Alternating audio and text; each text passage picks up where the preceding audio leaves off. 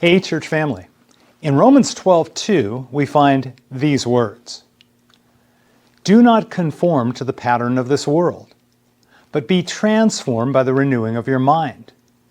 Then you'll be able to test and approve what God's will is, His good, pleasing, and perfect will.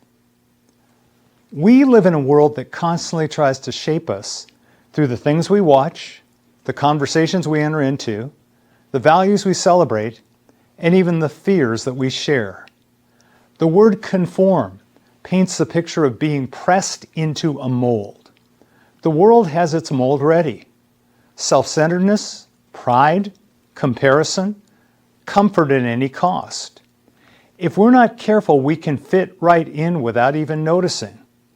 But Paul calls us to a different kind of change. Not the kind that molds us from the outside, but the kind that transforms us from the inside. That word transformed comes from the Greek metamorpho. It's the same word used to describe what Jesus experienced on the Mount of Transfiguration. It's not about behavior modification, it's about heart renewal. This transformation happens as our minds are renewed by God's truth.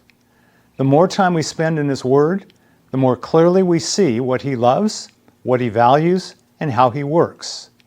Slowly, our desires begin to align with His.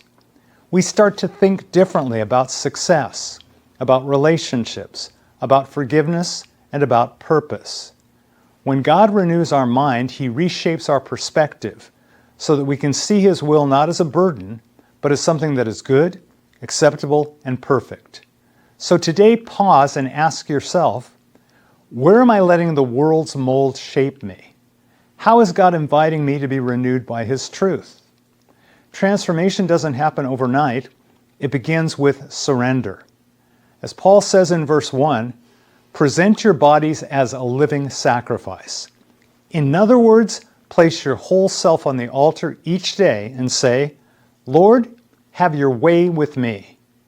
I pray that we'd remember that transformation doesn't come from trying harder, but from surrendering deeper. As we offer ourselves to God and let His truth renew our minds, we begin to think differently, love differently, and live differently. The Spirit shapes us to see life through God's eyes until His will becomes not a burden, but our joy. Amen.